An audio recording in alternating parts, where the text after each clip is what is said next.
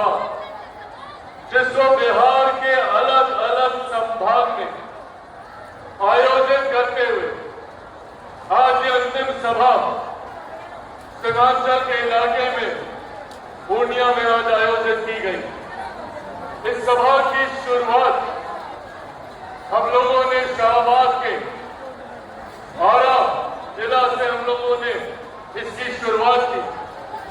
नालंदा के राजगीर होते हुए हम लोग सारण, सिवान, छपरा, मुंगेर, गया जी तमाम जगह से ये सभा होते हुए आज अंतिम सभा चुनाव से पहले हम लोग यहाँ पूर्णिया में आयोजित कर रहे हैं, जिसमें लगभग 6 जिले मिलाकर कटिहार, पूर्णिया, अररिया, किशनगंज, सहरसा, मधेपुरा, सुपौल लगभग 7 जिलों को मिलाकर आज हम लोगों ने इस सभा को आयोजित करने का कार्य किया। इसके पीछे का उद्देश्य क्या है? जब हम लोग नव संकल्प की बात करते हैं, क्या है ये नव संकल्प?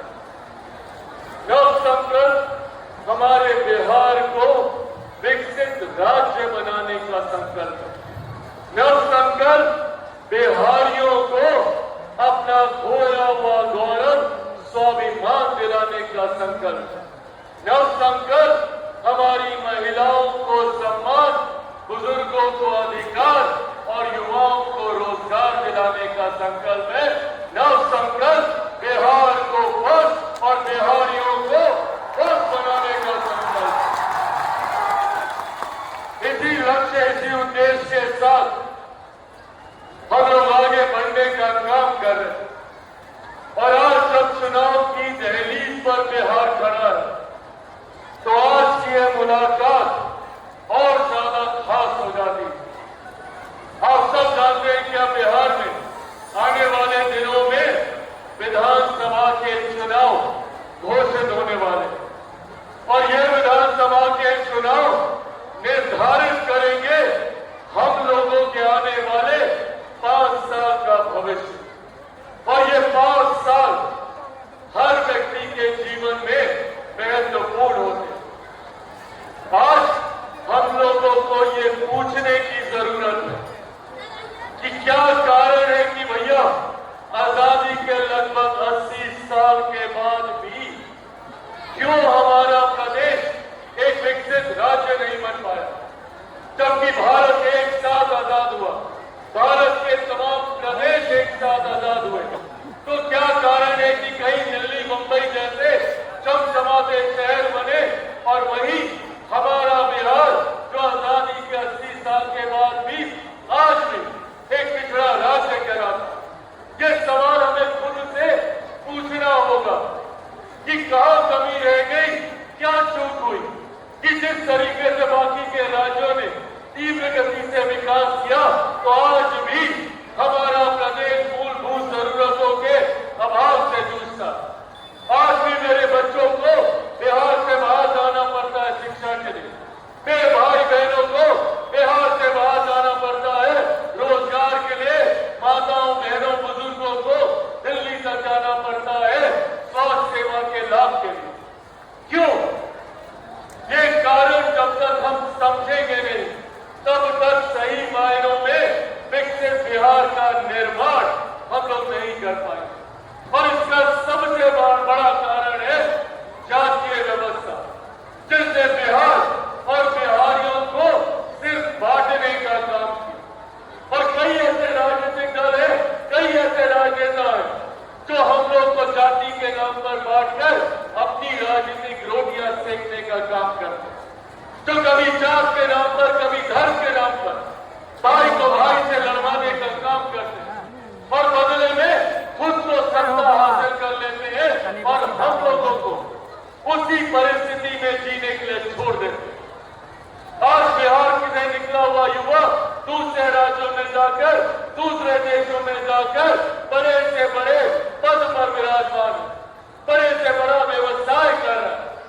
बिहारी हर क्षेत्र में आगे, आप मीडिया हाउसेज में चले जाइए, बड़े पदों पे आपको बिहारी मिलेंगे। आप कोई बिजनेस घराने में चले जाइए, बड़े पदों पर आपको बिहारी मिलेंगे। अधिकांश IAS IPS ऑफिसर्स बिहारी हैं। तो क्या कारण है जब बिहारी इतना आगे, तो मेरा बिहार इतना पीछे क्यों छूट गया? ये सवाल हमें अपने आप से करने की जरूरत है।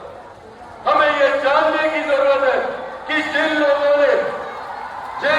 ने हमें जात पात धर्म मजहब के नाम पर बांटने का काम किया, तो बदले में हमें क्या मिला? जिन लोगों ने अपनी राजनीतिक रोटियां जाति धर्म के नाम पर हमें बांटकर फेंकी, तो उन्होंने बदले में हमें क्या दिया? आज कई ऐसे राजनीतिक दल है, राजद जैसी पार्टी, जो सीने पे तमगे की तरह एमवाई समीकरण को लेकर चलती है। क्या है उनका ये एमवाई समीकरण? हम लोगों को धर्म के नाम पर बांटना और जाति के नाम पर बांटना, ये है उनका एमवाई समीकरण। आपने बांटा, हम बटे भी।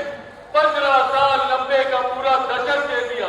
एक पूरी पीढ़ी हम लोगों की चली गई आप पर विश्वास करते हुए, पर बदले में हमें क्या मिला? एम को क्या मिल गया, वाई को क्या मिल गया? आज सब उसी बदहाल परिस्थिति में है। इसीलिए जातिवाद आगाह करने आया। जरूरत है हमें एकजुट होने की, हमें एकत्रित होने की। हमें इस बात को समझने की जरूरत है कि जिन लोगों ने हमें बांटा, उन्होंने अपना घर तो सजा लिया, पर हम लोगों को उसी बदहाली में जीने के लिए छोड़ दिया। आज की तारीख में मैं भी एक एमवाई समीकरण के साथ आगे बढ़ने का काम कर रहा हूं, पर मेरे एम में महिलाएं हैं, जो कि हमारे देश की ही नहीं दुनिया की आधी आबादी है। मेरे वाई में युवा है, जो हमारे देश की, हमारे प्रदेश की सबसे बड़ी आबादी है। और मैं आग्रह करूंगा अपने तमाम युवा साथियों से कि पहचानिए अपनी ताकत को, पहचानिए अपनी ताकत को।